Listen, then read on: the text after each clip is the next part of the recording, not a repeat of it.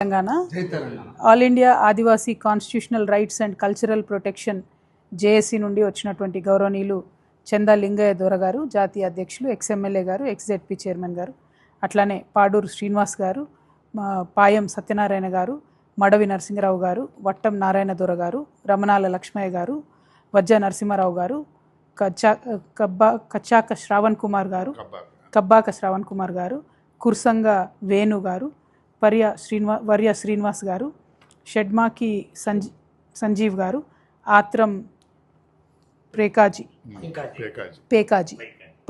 గారు, ఆత్రం పైకాజీ గారు, లోకిని రాజు గారు, పోడెం భార్గవ గారు, అట్లానే రూప్సింగ్ అన్న గారు, మరి తెలంగాణ జాగృతి కొత్త పార్టీగా రూపాంతరం చెందబోతున్నటువంటి సందర్భంలో ఆదివాసీల హక్కుల మీద చేస్తున్నటువంటి పోరాటం, all India Adivasi constitutional rights and cultural protection JAC వాళ్ళు చేస్తున్నటువంటి పోరాటంలో ముందుగా తెలంగాణ జాగృతి యొక్క సంపూర్ణ మద్దతు ఉంటుందని చెప్పి నేను మనస్ఫూర్తిగా తెలియజేస్తూ ఉన్నాను.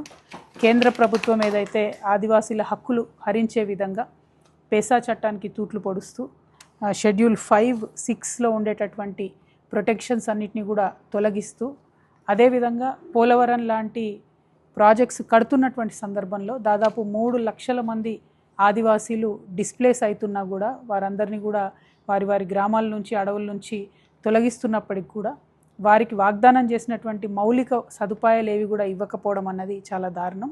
ఇట్లాంటి అనేక అంశాలు ఉన్నాయి. అన్నిటికన్నా ఎక్కువ ఇప్పుడు జరుగుతున్నటువంటి కులగణనలో మతపరంగా ఆదివాసీకి నేను ఒక ఆదివాసీని అని సగర్వంగా చెప్పుకునేటటువంటి అవకాశం లేకుండా, మతంలో ఆదివాసీ అనే కాలం లేకుండా పెట్టడం అన్నది నిజంగా యావత్ మూలవాసుల యొక్క సంస్కృతిని అవమానించడంగా నేను భావిస్తూ ఉన్నాను.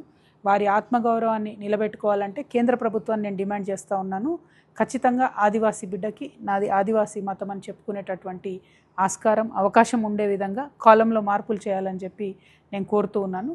దాంతోపాటు మరి భాష ఏదైతే ఆదివాసీలది ఉంటుందో కోయతూర్ భాషను 8వ షెడ్యూల్లో చేర్చాలి అని చెప్పి డిమాండ్ చేస్తూ ఉన్నాము. 12 కోట్ల మంది మూలవాసీలు ఎవరైతే ఉన్నారో నిజమైన భారతదేశ సంస్కృతికి ప్రతినిధులైనటువంటి వారి గౌరవాన్ని కాపాడే విధంగా రేపు రాబోయేటటువంటి మా రాజకీయ పార్టీ ఉంటుందని చెప్పి తెలియజేస్తూ, మీ అన్ని పోరాటాల్లో కూడా నైతికంగా మీకు మద్దతుగా ఉంటామని చెప్పి తెలియజేస్తున్నాం. Thank you. జై తెలంగాణ, జై తెలంగాణ, జై ఆదివాసీ, జై ఆదివాసీ, జై ఆదివాసీ, జై ఆదివాసీ.